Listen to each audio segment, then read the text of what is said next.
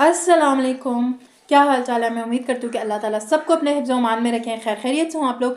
हम लोग third episode की रिव्यू करेंगे, लेकिन चैनल पे पहली बार है तो प्लीज़ सब्सक्राइब ज़रूर करके जाइएगा और कमेंट्स भी किया करने, बड़ी हौसला अफजाई होती है इससे। खैर हमराई जो है मज़े का जा रहा है, मुझे मज़ा आ रहा है देखते हुए। मैं कनेक्ट कर गई हूँ हमराई के साथ।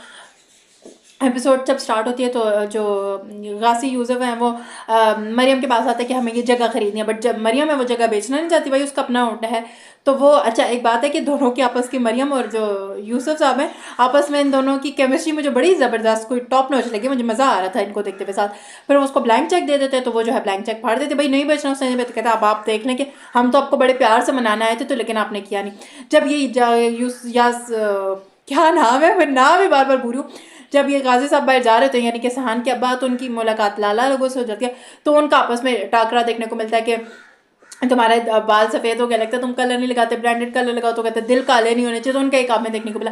फिर जब लाला जो था मरियम के पास आता है तो उससे कहता है ये जगह बेचना चाहता है। वो कहती है मैं जगह नहीं बेचना चाहती, कि वो कहता है आप कीमत लगाएं। वो कहती है यादों की कीमत, कोई कीमत है। फिर वो जहाँ लाला का एकदम जो हुआ ना कि हाँ ठीक है तुम नहीं बेचना चाहती, तुम सही कह रही हो, जिस इंसान आया वो बहुत ही कोई इस तरह का सही इंसान नहीं है, तुम्हें कभी ज़रूरत पड़े तुम्हारा भाई तुम्हारे साथ होगा। वो चीज़ मैंने एक्सपेक्ट नहीं की थी कि लाला का जो है इस तरह का हो जाएगा, या तो मैं बिल्कुल ही गलत समझ रही थी उस चीज़ को। बट वो जो है उसके साथ हैं कि नहीं, अगर तुम नहीं बेचना चाहती तो नंबर दे जाता है कि भाई ये लो रखो, मैं तुम्हारी मदद करूँगा।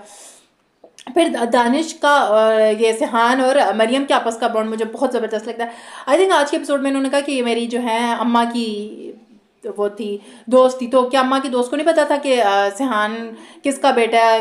वो गाजी यूसुफ गाजी को नहीं जानती थी, क्या नाम है, उनको नहीं जानती थी कि वो पहचान सकती। वो थोड़ा सा मुझे लगा।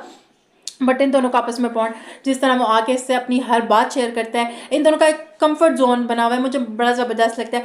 जब आता है देखता है कि परेशान है ये, तो उससे पूछता है क्या हुआ, तो कहते हैं जगह बेचने का। कहता है नहीं आप जब भी बेचेंगी मुझे बेचेंगी। वो एकदम हो जाती है मैंने नहीं बेचनी। कहता है मजाक करो। फिर जाके जिस तरह वो एलिफ की भी बातें कर रहा है, उससे बता रहे मैं एक लड़की ने मुझे तंग किया, वो बहुत मुझे अच्छा लग रहा है।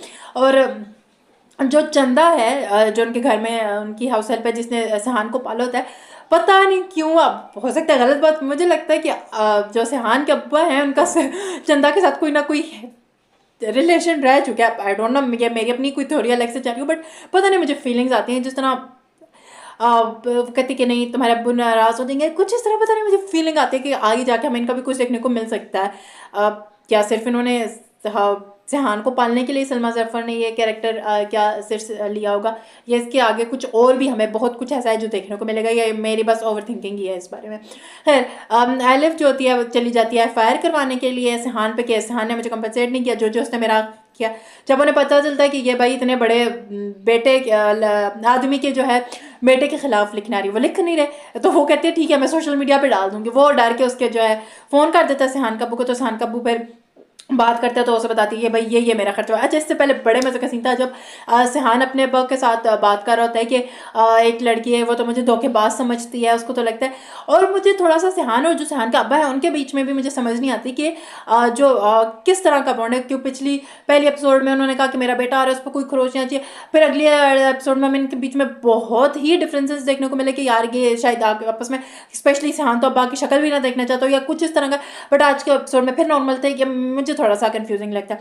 खैर वो उसको पैसे शैसे जो है दे देते हैं। वो सिहान का नंबर ले लेती है कि मैं ज़रा उसका शुक्रिया अदा करूँ, कॉल करके उसे कहते तुम कह रहे थे मैं तुम्हें पैसे नहीं दूंगा, ये देखो मैंने ले लिया। और फिर वो कहता है मैं इसको डराऊंगा, ये है वो, मैं इसको स्टॉक करूँगा।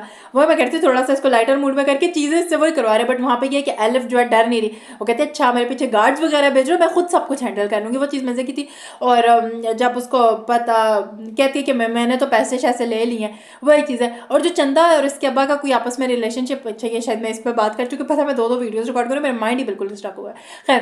खैर मज़े की एपिसोड थी जब वो सारा फायर वाला होता है। फिर जब दोबारा एलिफ को बुलाता है, अब आपके खिलाफ उन्होंने रिपोर्ट करा दिया कि आप जो है उनको ब्लैकमेल करके पैसे रखते हैं। अच्छा मैं सोशल मीडिया पर डालूँ, आप ही ने तो हमारे बीच में दरमियान का रास्ता निकाला। अब वो जो एक इल्हाम का बार बार जिक्र हो रहा है, इल्हाम कौन है? सॉरी गाइस मैंने कोई प्रोमोस वगैरह नहीं देखे, आप लोगों को पता हो तो, मुझे नहीं पता इस बारे में, मैंने कोई प्रोमोस वगैरह इसके देखे नहीं थे ऐसे कि मुझे स्टोरी का पता हो। इल्हाम का बार बार जिक्र, और जो मरियम की सारा बीमारी वाला है वो कितना इंपॉर्टेंट है, उसकी कोई रेलेवेंस ज़्यादा आगे निकलेगी या बस ये वैसे ही दिखाया जा रहा है? आप लोगों को क्या लगता है कमेंट सेक्शन में ज़रूर बताएगा। एंड आई होप कि मैंने सारे ही सीन्स कवर कर लिए हैं, तो कमेंट सेक्शन में ज़रूर बताएगा। वीडियो को लाइक शेयर और चैनल ज़रूर सब्सक्राइब करना।